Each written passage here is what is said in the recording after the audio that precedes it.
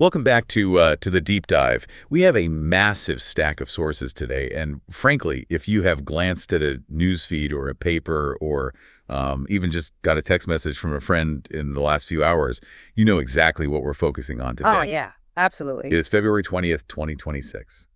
And to say this is a big news day feels like, well, it feels like the understatement of the century. It really does. I mean, the BBC is currently calling it a seismic day for the royal family.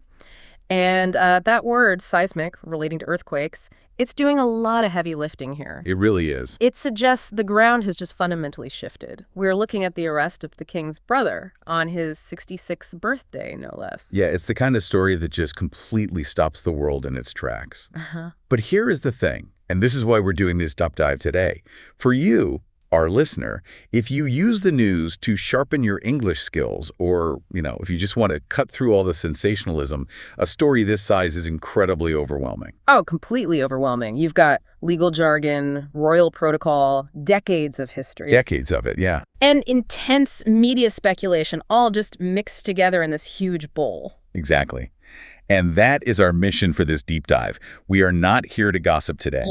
Not at all. We are here to act as your guides. We want to analyze the structure of this breaking news, extract the key vocab nuggets that you need to sound fluent, and map out the timeline. The timeline that took us from a palace to a police station. Right. We want to help you understand not just what happened, but really how it is being reported in English. And stick with us, because later on, we are actually going to test your listening comprehension. We've got a 5-question interactive quiz based on all the details we uncover. So let's just get right into it. Let's do it. So the sources we're looking at today, they include the official police statements, the palace's reaction, and several retrospective timelines from major broadsheets. It's a lot of material to get through, but the best way to tackle breaking news, especially in a second language, is to just strip it down to the basics. Right. In journalism, we call this the lead. It's that opening paragraph of an article that answers the core questions: who, what, when, where, and why. Let's break that down, because the specific language used in the lead today, it's absolutely fascinating. Starting at the who. I noticed the police didn't refer to him as His Royal Highness or the Duke of York. No, they didn't. And that is your very first clue to the gravity of the situation. The subject is Andrew Mountbatten Windsor. Just his name. Exactly. By using his civilian name, the authorities, and now the media, are stripping away that royal aura. He's being treated as a citizen, not a title. Wow, yeah. Then we have he was arrested.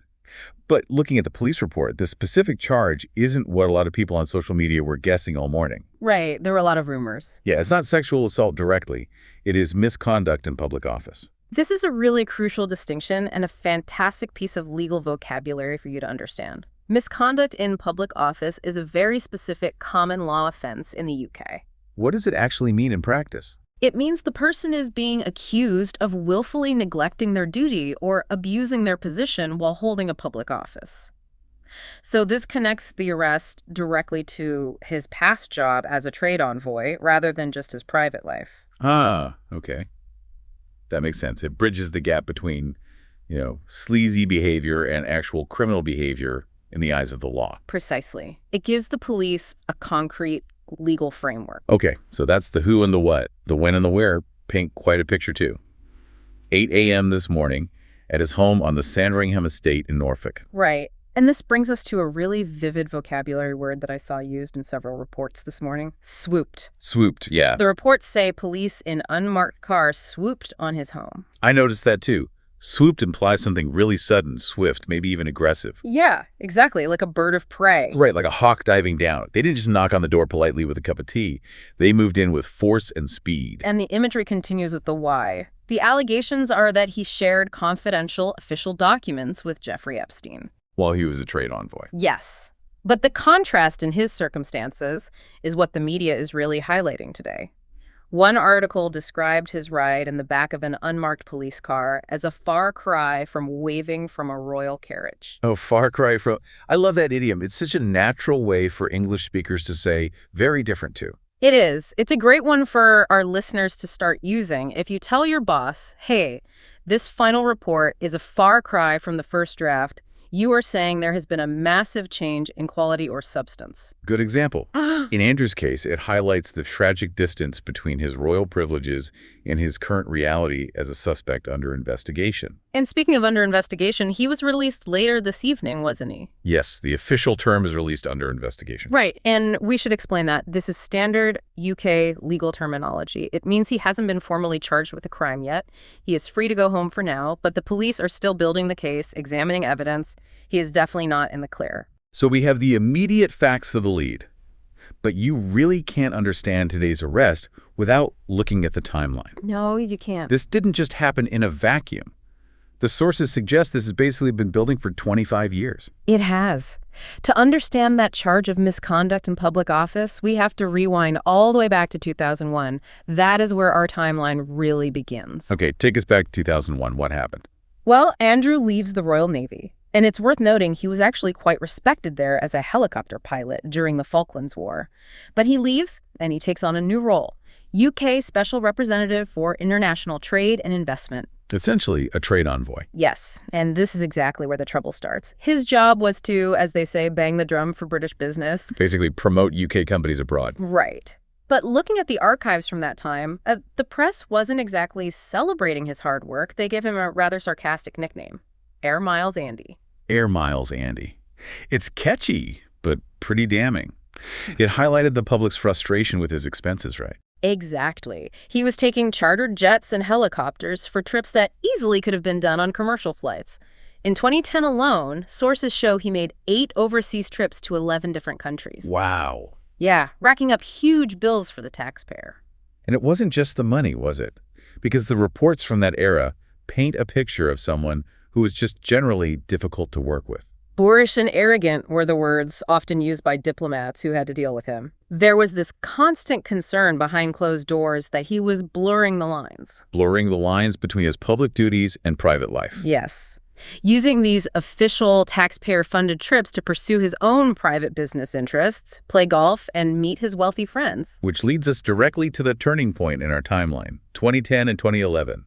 This is where Jeffrey Epstein comes into the story in a way that legally matters today. Correct. Remember, by 2010, Jeffrey Epstein was already a convicted sex offender. He had served his time in Florida. Right, everyone knew who he was at this point. Exactly.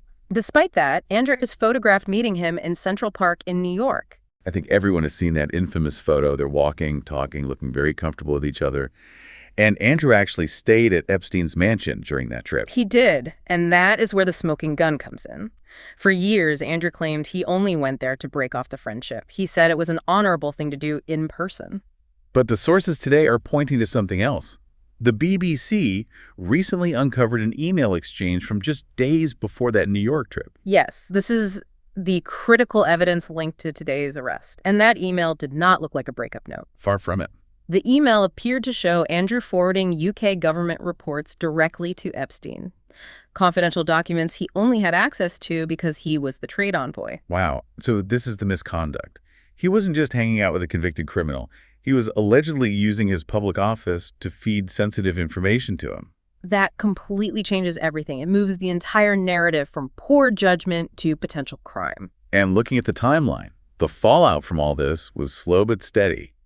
He finally stepped down as trade envoy in 2011. Due to all the mounting criticism. Right, but the real crash didn't come until November 2019. Ah, the infamous Newsnight interview. Oh man, it was painful to watch.